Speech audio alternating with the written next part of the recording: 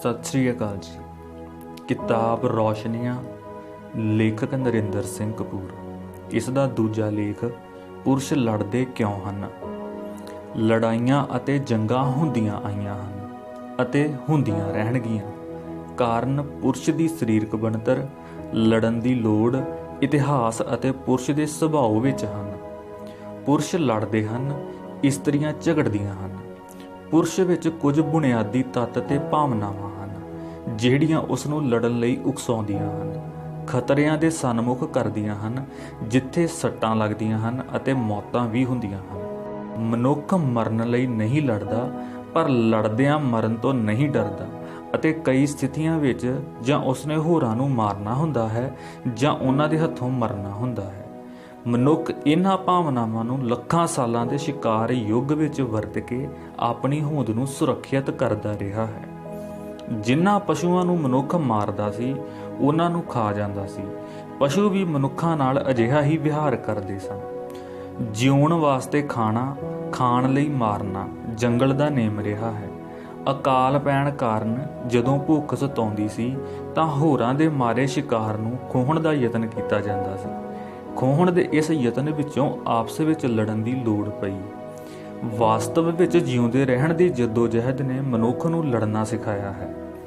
ਆਪਣੀਆਂ ਲੋੜਾਂ ਦੀ ਪੂਰਤੀ ਲਈ ਪਸ਼ੂਆਂ ਵਾਂਗ ਲੱਖਾਂ ਸਾਲ ਲੜਦੇ ਰਹਿਣ ਦੇ ਅਨੁਭਵ ਨੇ ਲੜਨਾ ਭਿੜਨਾ ਮਨੁੱਖ ਦਾ ਸੁਭਾਅ ਬਣਾ ਦਿੱਤਾ ਹੈ। ਲੜਨ ਭਿੜਨ ਦਾ ਦੂਜਾ ਮੁੱਖ ਕਾਰਨ ਕਾਮ ਪੂਰਤੀ ਰਿਹਾ ਹੈ, ਜਿਸ ਕਾਰਨ ਇਸਤਰੀਆਂ ਲਈ ਪੁਰਸ਼ ਆਪਸ ਵਿੱਚ ਲੜਦੇ ਸਨ। ਇਸਤਰੀਆਂ ਪਿੱਛੇ ਲੜਾਈਆਂ ਤਾਂ ਹੁਣ ਵੀ ਹੁੰਦੀਆਂ ਹਨ, ਪਹਿਲਾਂ ਯੁੱਧ ਵੀ ਹੋਇਆ ਕਰਦੇ ਸਨ। ਇਸਤਰੀਆਂ ਪਿੱਛੇ ਹੋਣ ਵਾਲੀਆਂ ਲੜਾਈਆਂ ਨਾਲ ਇਸਤਰੀ ਦਾ ਮਹੱਤਵ ਵਧਿਆ ਅਤੇ ਉਹ ਤਾਂਘਣਯੋਗ ਇਨਾਮ ਬਣ ਗਈ। ਆਪਣੀ ਲੋੜ ਅਤੇ ਇੱਛਾ ਕਿਵੇਂ ਪੂਰੀ ਕੀਤੀ ਜਾਵੇ, ਇਸ ਬਾਰੇ ਮਨੁੱਖ ਨੂੰ ਸੋਚਣਾ ਪਿਆ, ਢੁਕਵਾਂ ਪੈਂਤੜਾ ਘੜਨਾ ਪਿਆ। ਅਜਿਹੀਆਂ ਲੜਾਈਆਂ ਨੂੰ ਘਟਾਉਣ ਲਈ ਵਿਆਹ, ਪਰਿਵਾਰ ਜਿਹੀਆਂ ਸੰਸਥਾਵਾਂ ਉਪਜੀਆਂ। ਪੁਰਾਣੇ ਵੇਲਿਆਂ ਵਿੱਚ ਜਵਾਨ ਇਸਤਰੀਆਂ ਦੀ ਮਾਲਕੀ ਪੁਰਸ਼ ਦੀ ਅਮੀਰੀ ਅਤੇ ਸ਼ਕਤੀ ਦਾ ਪੈਮਾਨਾ ਬਣ ਗਈ ਸੀ। ਮਨੁੱਖ ਨੇ ਆਪਣੇ ਹਰਮ ਦੀ ਰਾਖੀ ਲਈ ਵੀ ਲੜਾਈਆਂ ਕੀਤੀਆਂ ਹਨ। ਇਵੇਂ ਕਾਮ ਦੀ ਇੱਛਾ ਨੇ ਮਾਲਕੀ ਦਾ ਸੰਕਲਪ ਉਸਾਰਿਆ ਅਤੇ ਆਪਣੀ ਮਲਕੀਅਤ ਦੀ ਰੱਖਿਆ ਦੀ ਪੁਰਸ਼ ਨੇ ਜ਼ਿੰਮੇਵਾਰੀ ਚੁੱਕੀ। ਲੋੜ ਨੇ ਗੁਫਾ ਦੀ ਥਾਂ ਝੁੱਗੀ ਅਤੇ ਚੁੱਲ੍ਹੇ ਨੇ ਸੰਕਲਪ ਉਜਾਗਰ ਕੀਤਾ। ਘਰ ਅਤੇ ਬੱਚਿਆਂ ਦੀ ਸਾਂਭ ਸੰਭਾਲ ਔਰਤ ਦੀ ਜ਼ਿੰਮੇਵਾਰੀ ਬਣੀ ਅਤੇ ਬਾਹਰਲੇ ਕੰਮ ਪੁਰਸ਼ ਨੇ ਆਪਣੇ ਜ਼ਿੰਮੇ ਲਏ।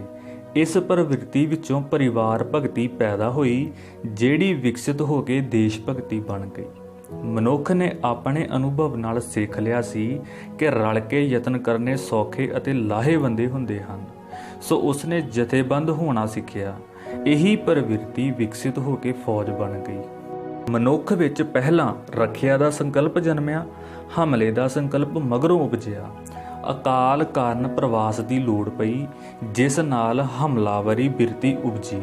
ਨਿਰਸੰਦੇਹ ਭੁੱਖ ਹਮਲੇ ਦਾ ਕਾਰਨ ਬਣਦੀ ਰਹੀ ਹੈ। ਹੁਣ ਵੀ ਲੜਾਈ ਅਤੇ ਯੁੱਧ ਦੇ ਦੋ ਪੈਂਤੜੇ ਵਰਤੇ ਜਾਂਦੇ ਹਨ, ਰੱਖਿਆਤਮਕ ਪੈਂਤੜਾ ਅਤੇ ਹਮਲਾਵਰੀ ਪੈਂਤੜਾ। ਹਥਿਆਰਾਂ ਨੇ ਰੱਖਿਆਤਮਕ ਨਾਲੋਂ ਹਮਲਾਵਰੀ ਪੈਂਤੜਾ ਵਧੇਰੇ ਮਹੱਤਵਪੂਰਨ ਬਣਾ ਦਿੱਤਾ ਹੈ। ਕੁਦਰਤੀ ਵਿਪਤਾਵਾਂ ਨਾਲ ਝੁੱਗੀਆਂ ਤਬਾਹ ਹੋ ਜਾਣ ਤੇ ਗਵਾਂਢੀ ਇਲਾਕਿਆਂ ਦੀਆਂ ਝੁੱਗੀਆਂ ਤੇ ਹਮਲਾ ਕਰਕੇ ਉਹਨਾਂ ਦਾ ਸਾਂਭਿਆ ਸੰਭਾਲਿਆ ਸਮਾਨ ਖੋਹ ਲਿਆ ਜਾਂਦਾ ਸੀ। ਇਵੇਂ ਖੋਹਣ ਨਾਲ ਖੋਹਣ ਵਾਲਿਆਂ ਦਾ ਹੌਸਲਾ ਵੱਧ ਜਾਂਦਾ ਸੀ। ਰਲ ਕੇ ਹਮਲੇ ਕਰਨ ਅਤੇ ਬਚਾਓ ਕਰਨ ਲਈ ਜਥੇਬੰਦ ਹੋਣ ਦੀ ਲੋੜ ਪਈ। ਇਸ ਨਾਲ ਆਗੂ ਜਾਂ ਮੋਹਰੀ ਉਪਜੇ। ਪਿਤਾ ਪਹਿਲਾਂ ਹੀ ਪਰਿਵਾਰ ਦਾ ਮੋਹਰੀ ਹੋਇਆ ਕਰਦਾ ਸੀ। ਕਬੀਲੇ ਦੇ ਪਿਤਾ ਦੀ ਲੋੜ ਪਈ। ਲੜਨ ਵਿੱਚ ਸਿਦਕ, ਸਿਰੜ, ਦ੍ਰਿੜਤਾ ਅਤੇ ਬਹਾਦਰੀ ਆਗੂ ਦੇ ਲੱਛਣ ਮੰਨੇ ਗਏ। ਤਾਕਤ, ਗਿਣਤੀ ਅਤੇ ਹੌਸਲੇ ਦੇ ਆਧਾਰ ਤੇ ਹਰੇਕ ਕਬੀਲੇ ਦੀ ਹਾਊਵੇਂ ਅਣਖ ਬਣ ਗਈ। ਹਥਿਆਰ ਬਣਾਉਣ, ਰੱਖਣ ਅਤੇ ਵਰਤਣ ਦਾ ਰਿਵਾਜ ਪਿਆ। ਖਾਨਦਾਨਾਂ ਅਤੇ ਕਬੀਲਿਆਂ ਦੇ ਆਪਸੀ ਵਿਰੋਧਾਂ ਕਾਰਨ ਹਰ ਵੇਲੇ ਕੋਈ ਨਾ ਕੋਈ ਹਥਿਆਰ ਲੈ ਕੇ ਚੱਲਣ ਦੀ ਰੀਤ ਪਈ। ਹਥਿਆਰ ਨਾਲ ਵਿਅਕਤੀ ਦਾ ਹੌਸਲਾ ਵੱਧ ਗਿਆ। ਹਥਿਆਰਬੰਦ ਵਿਅਕਤੀ ਲੜਨ ਲਈ ਕਾਹਲਾ ਹੁੰਦਾ ਹੈ ਅਤੇ ਲੜਨ ਵਾਲਾ ਵਿਅਕਤੀ ਹਥਿਆਰ ਦਾ ਚਾਹਵਾਨ ਹੁੰਦਾ ਹੈ। ਜਿਹੜਾ ਆਗੂ ਜਾਂ ਜੇਤੂ ਹੁੰਦਾ ਸੀ, ਉਸ ਨੂੰ ਸਭ ਤੋਂ ਸੋਹਣੀ ਇਸਤਰੀ ਨੂੰ ਪਤਨੀ ਬਣਾਉਣ ਦਾ ਅਧਿਕਾਰ ਹੁੰਦਾ ਸੀ। ਅਜਿਹੇ ਵਰਤਾਰੇ ਨਾਲ ਸੋਹਣੇ, ਸੁਨੱਖੇ, ਬਹਾਦਰ, ਸਿਹਤਮੰਦ ਅਤੇ ਹਿੰਮਤੀ ਸੰਤਾਨ ਵਾਲੇ ਖਾਨਦਾਨ ਉਪਜੇ। ਨਸਲ ਸੁਧਾਰ ਹੋਇਆ। ਪਤਵੰਤੇ ਅਤੇ ਕੁਲੀਨ ਵਰਗ ਦਾ ਨਿਰਮਾਣ ਹੋਇਆ। ਆਪਸੀ ਰਿਸ਼ਤੇਦਾਰੀਆਂ ਨਾਲ ਕੁਲੀਨ ਵਰਗ ਦੀ ਸ਼ਕਤੀ ਅਤੇ ਪ੍ਰਭਾਵ ਵਧਿਆ। ਯੂਰਪ ਦੇ ਕਈ ਖਾਨਦਾਨਾਂ ਨੇ ਆਪਣੀ ਉੱਚੀ ਨਸਲ ਦੀ ਸ਼ੁੱਧਤਾ ਦਾ ਰੁਤਬਾ ਬਣਾਈ ਰੱਖਿਆ। ਉਹ ਆਪਣੇ ਬਰਾਬਰ ਦੇ ਪਤਵੰਤੇ ਖਾਨਦਾਨਾਂ ਨਾਲ ਹੀ ਵਿਆਹ ਦਾ ਰਿਸ਼ਤਾ ਜੋੜਦੇ ਸਨ।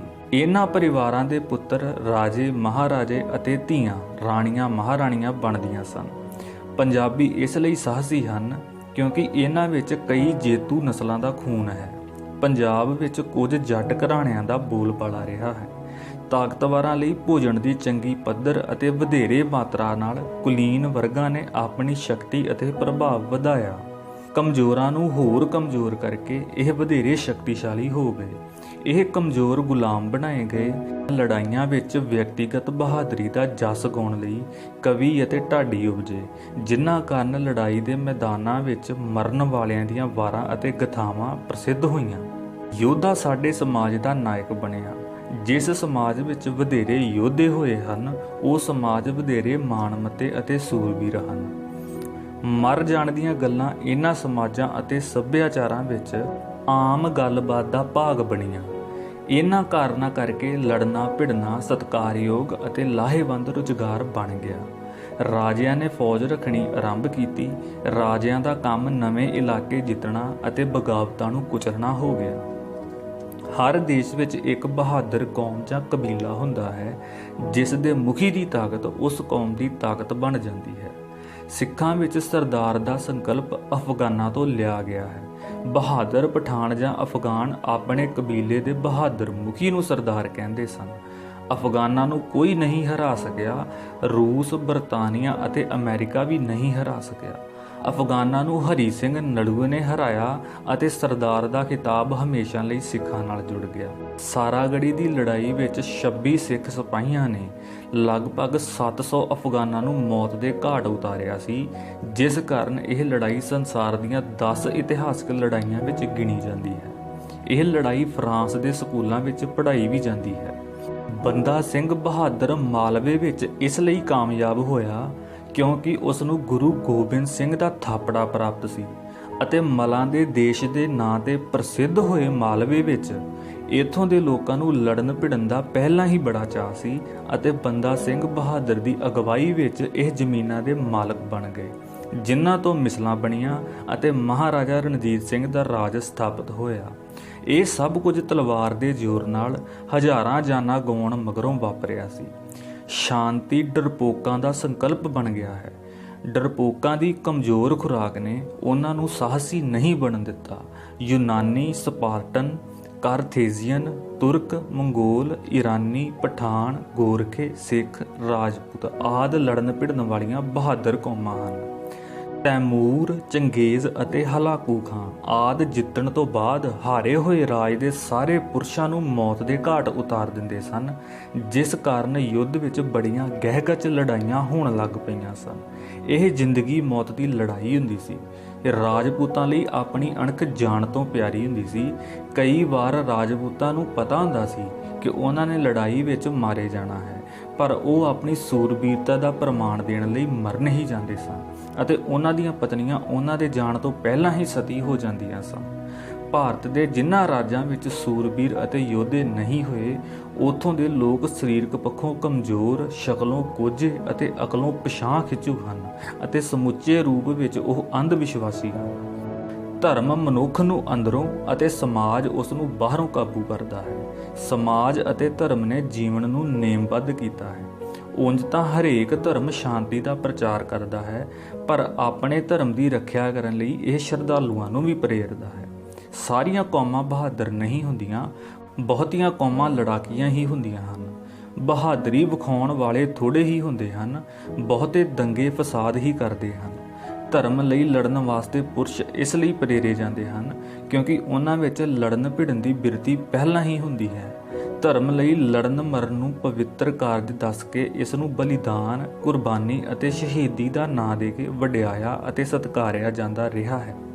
ਇਤਿਹਾਸ ਕਿਸੇ ਦੇਸ਼ ਦਾ ਹੋਵੇ, ਉਸ ਵਿੱਚ ਵੇਰਵੇ ਲੜਾਈਆਂ ਅਤੇ ਜੰਗਾਂ ਯੁੱਧਾਂ ਦੇ ਹੀ ਹੁੰਦੇ ਹਨ। ਲੜਾਈਆਂ ਪੁਰਸ਼ ਕਰਦੇ ਹਨ। ਉਦੇਸ਼ ਤਾਕਤ ਨੂੰ ਹਥਿਆਉਣਾ ਅਤੇ ਤਾਜ ਪਹਿਨਣਾ ਹੁੰਦਾ ਹੈ। ਦੋ ਹੀ ਪੱਖ ਹੁੰਦੇ ਸਨ, ਤਖਤ ਜਾਂ ਤਖਤਾ। ਇਤਿਹਾਸ ਵਿੱਚੋਂ ਔਰਤ ਗੈਰ ਹਾਜ਼ਰ ਹੈ। ਯੂਨਾਨ ਵਿੱਚ ਇਸਤਰੀਆਂ ਦਾ ਕੰਮ ਯੋਧੇ ਜੰਮਣਾ ਸੀ। ਉੱਥੇ ਬਾਂਝ ਇਸਤਰੀਆਂ ਨੂੰ ਗਹਿਣੇ ਪਾਉਣ ਦੀ ਆਗਿਆ ਨਹੀਂ ਸੀ। ਸੰਸਾਰ ਵਿੱਚ ਯੁੱਧ ਦੇ ਪੈਂਤੜੇ ਅੱਜ ਵੀ ਰੋਮਨਾਂ ਅਤੇ ਯੂਨਾਨੀਆਂ ਵਾਲੇ ਹਨ। ਰੋਮ ਅਤੇ ਯੂਨਾਨ ਵਿੱਚ ਮਰਨ ਵਾਲੇ ਯੋਧਿਆਂ ਦਾ ਵਿਰਲਾਪ ਨਹੀਂ ਸੀ ਕੀਤਾ ਜਾਂਦਾ।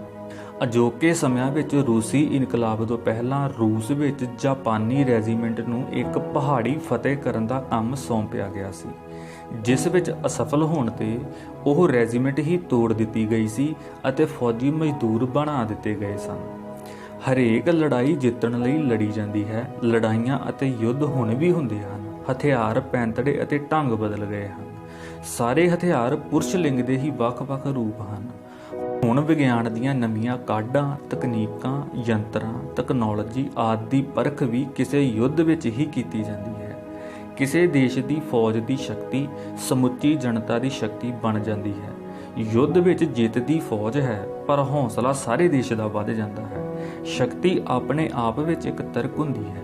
ਪੁਰਾਣੇ ਫੌਜੀ ਦੱਸਦੇ ਹਨ ਕਿ ਯੁੱਧ ਉਤਨਾ ਖਤਰਨਾਕ ਨਹੀਂ ਹੁੰਦਾ ਜਿਤਨਾ ਸਮਝਿਆ ਜਾਂਦਾ ਹੈ। ਯੁੱਧ ਦੌਰਾਨ ਲਿੰਗ ਕੋਈ ਹੋਵੇ, ਹਰ ਕੋਈ ਮਰਦ ਬਣ ਜਾਂਦਾ ਹੈ। ਸਮੁੱਚੀ ਗੱਲਬਾਤ ਹੀ ਬਹਾਦਰੀ ਦੇ ਮੁਹਾਵਰੇ ਵਿੱਚ ਹੋਣ ਲੱਗ ਪੈਂਦੀ ਹੈ।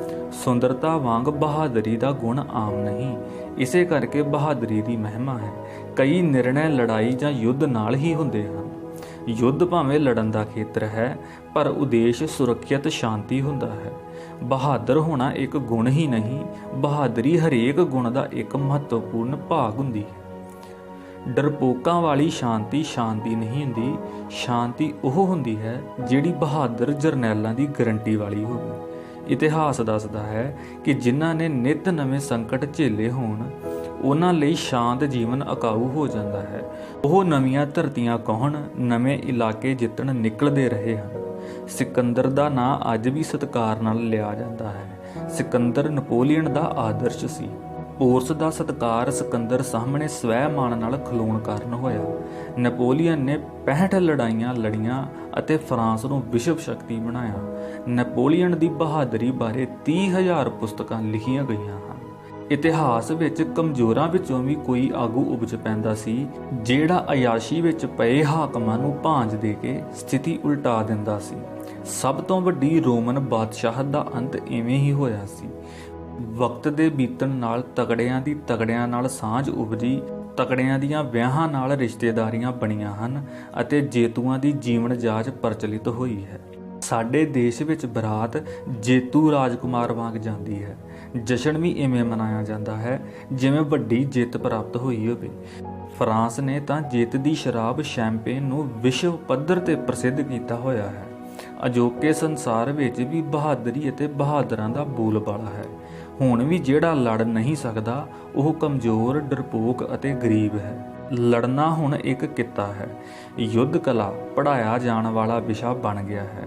ਖੇਡਾਂ, ਸੰਗੀਤ, ਫੈਸ਼ਨ, ਵਿਗਿਆਨ, ਸੰਚਾਰ, ਆਰਥਿਕਤਾ ਵਾਂਗ ਪੁਲਿਸ ਫੌਜ ਵੀ ਸਤਿਕਾਰਯੋਗ ਪੇਸ਼ਾ ਬਣ ਗਿਆ ਹੈ। ਹੁਣ ਖੇਡਾਂ ਵੀ ਯੁੱਧ ਦੇ ਪੈਂਤੜਿਆਂ ਨਾਲ ਵਿਉਂਤੀਆਂ ਅਤੇ ਖੇਡੀਆਂ ਜਾਂਦੀਆਂ ਹਨ। ਫੌਜ ਵਿੱਚ ਤਮਗੇ, ਫੀਤੀਆਂ, ਫੁੰਮਣ, ਸਨਮਾਨ ਆਦਿ ਵਿਖਾਈ ਵੀਰਤਾ ਦੇ ਸਨਮਾਨ ਚਿੰਨ੍ਹ ਬਣ ਗਏ ਹਨ। ਤਮਗੇ ਉੱਥੇ ਹੀ ਲੱਗਦੇ ਹਨ ਜਿੱਥੇ ਗੋਲੀਆਂ ਲੱਗਦੀਆਂ ਹਨ। ਟਕਰਾਓ ਅਤੇ ਮੁਕਾਬਲੇ ਦੀ ਬਿਰਤੀ ਜੀਵਨ ਦੇ ਹਰੇਕ ਖੇਤਰ ਵਿੱਚ ਕਾਰਜਸ਼ੀਲ ਹੈ। ਖੇਤਰ ਕੋਈ ਹੋਵੇ, ਮਹਿਮਾ ਜਿੱਤਣ ਵਾਲਿਆਂ ਦੀ ਹੀ ਹੁੰਦੀ ਹੈ। ਮਨੁੱਖ ਇਸ ਲਈ ਲੜਦਾ ਹੈ ਕਿਉਂਕਿ ਸੰਸਾਰ ਨਿਆਂਪੂਰਨ ਨਹੀਂ ਹੈ। ਇਹ ਤਕੜਿਆਂ ਦੇ ਦਬ-ਦਬੇ ਅਧੀਨ ਹੈ। ਤਕੜੇ ਹੋਏ ਬਿਨਾਂ ਹੁਣ ਸੰਸਾਰ ਵਿੱਚ ਜੀਵਿਆ ਨਹੀਂ ਜਾ ਸਕਦਾ। ਸਰੀਰਕ, ਬੌਧਿਕ, ਮਾਇਕ ਅਤੇ ਰਾਜਨੀਤਿਕ ਸ਼ਕਤੀ ਲੜਨ ਅਤੇ ਆਪਣੀ ਮਨਵਾਉਣ ਦੇ ਪੈਂਤੜੇ ਬਣ ਗਏ ਹਨ। ਮਨੋਵਿਗਿਆਨਿਕ ਪੱਖੋਂ ਲੜਨ ਦੌਰਾਨ ਪੁਰਸ਼ ਆਪਣੇ ਆਪ ਨੂੰ ਬਹਾਦਰ ਅਤੇ ਸ਼ਕਤੀਸ਼ਾਲੀ ਮਹਿਸੂਸ ਕਰਦਾ ਹੈ। ਉਸ ਦੀ ਮਰਦਾਨਗੀ ਵੱਧ ਜਾਂਦੀ ਹੈ। ਮਾਸਪੇਸ਼ੀਆਂ ਫੁੱਲ ਜਾਂਦੀਆਂ ਹਨ, ਡੌਲੇ ਫੜਕਣ ਲੱਗ ਪੈਂਦੇ ਹਨ, ਅੱਖਾਂ ਲਾਲ ਹੋ ਜਾਂਦੀਆਂ ਹਨ, ਕੰਨ ਖੜੇ ਹੋ ਜਾਂਦੇ ਹਨ। ਲੜਨ ਵਾਲੇ ਫੁਕਾਰੇ ਮਾਰਨ ਲੱਗ ਪੈਂਦੇ ਹਨ। ਮਧਰੇ ਲੰਮੇ ਹੋ ਜਾਂਦੇ ਹਨ ਅਤੇ ਬੁੱਢੇ ਵੀ ਜਵਾਨਾਂ ਵਾਂਗ ਲੜਨ ਲੱਗ ਪੈਂਦੇ ਹਨ। ਪੁਰਸ਼ਾਂ ਦੇ ਬਰਾਬਰ ਹੋਣ ਦਾ ਦਾਅਵਾ ਕਰਨ ਵਾਲੀਆਂ ਇਸਤਰੀਆਂ ਨੇ ਵੀ ਲੜਨਾ ਸਿੱਖ ਲਿਆ ਹੈ। ਪਤਨੀ ਪਤੀ ਨਾਲ ਇਸੇ ਲਈ ਲੜਦੀ ਹੈ ਕਿਉਂਕਿ ਪਤੀ ਆਪਣੇ ਕਰਤੱਵ ਅਤੇ ਉਸ ਦੀਆਂ ਲੋੜਾਂ ਪੂਰੀਆਂ ਨਹੀਂ ਕਰਦਾ ਅਤੇ ਪਰਿਵਾਰ ਦੀਆਂ ਆਸਾਂ ਤੇ ਪੂਰਾ ਨਹੀਂ ਉਤਰਦਾ। ਜਦੋਂ ਪ੍ਰੇਮਿਕਾ ਪਿਆਰ ਦੇ ਅੱਧ ਵਿੱਚ ਪਹੁੰਚ ਜਾਂਦੀ ਹੈ ਤਾਂ ਉਹ ਪਿੱਛੇ ਮੁੜ ਨਹੀਂ ਸਕਦੀ, ਘਰ ਜਾਣਾ ਨਹੀਂ ਚਾਹੁੰਦੀ। ਇਸ ਖੜੋਤ ਨੂੰ ਤੋੜਨ ਲਈ ਉਹ ਆਪਣੇ ਪ੍ਰੇਮੀ ਨਾਲ ਲੜਦੀ ਹੈ।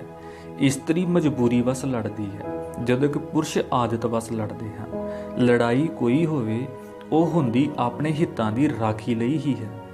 ਲੜਨ ਸਮੇਂ ਹਰ ਕੋਈ ਅਧਿਕਕਾਲੀ ਜੰਗਲੀ ਬਿਰਤੀ ਵਾਲਾ ਜੀਵ ਬਣ ਜਾਂਦਾ ਹੈ। ਕੋਝਾ ਅਤੇ ਨਿਰਦਈ, ਦਇਆ ਅਤੇ ਹਮਦਰਦੀ ਆਦਿ ਦੇ ਭਾਵ ਪਿਛਲੀਆਂ ਕੁਝ ਸਦੀਆਂ ਵਿੱਚ ਉਜਾਗਰ ਹੋਏ ਹਨ। ਅਜੋਕੇ ਪੁਰਸ਼ ਅਤੇ ਇਸਤਰੀਆਂ ਵੀ ਹੋਰ ਜੀਵਾਂ ਵਾਂਗ ਆਪਣੇ ਅਧਿਕਾਰ ਖੇਤਰ ਦੀ ਰਾਖੀ ਕਰਦੀਆਂ ਹਨ, ਜਿਸ ਵਾਸਤੇ ਲੜਾਈ ਹੁੰਦੀ ਰਹਿੰਦੀ ਹੈ। ਸਰਹੱਦੀ ਇਲਾਕਿਆਂ ਦੇ ਲੋਕ ਲੜਾਕੇ ਹੁੰਦੇ ਹਨ, ਕਿਉਂਕਿ ਸਰਹੱਦਾਂ ਦੋਵੇਂ ਪਾਸੇ ਦੇ ਲੋਕਾਂ ਨੂੰ ਲੜਾਉਂਦੀਆਂ ਰਹਿੰਦੀਆਂ ਹਨ। ਕਈ ਵਾਰੀ ਮਨੁੱਖ ਨਹੀਂ ਲੜਦਾ, ਉਸ ਦੀ ਹਉਮੈ ਲੜਾਉਂਦੀ ਹੈ। ਇਸ ਹਉਮੈ ਨੂੰ ਹੁਣ ਅਣਖ ਕਿਹਾ ਜਾਂਦਾ ਹੈ। ਕਈ ਲੋਕ ਆਪਣੇ ਸਿਧਾਂਤਾਂ ਖਾਤਰ ਲੜਦੇ ਹਨ। ਅਹਿੰਸਾਵਾਦ ਵੀ ਲੜਨ ਦੀ ਇੱਕ ਵਿਧੀ ਹੈ।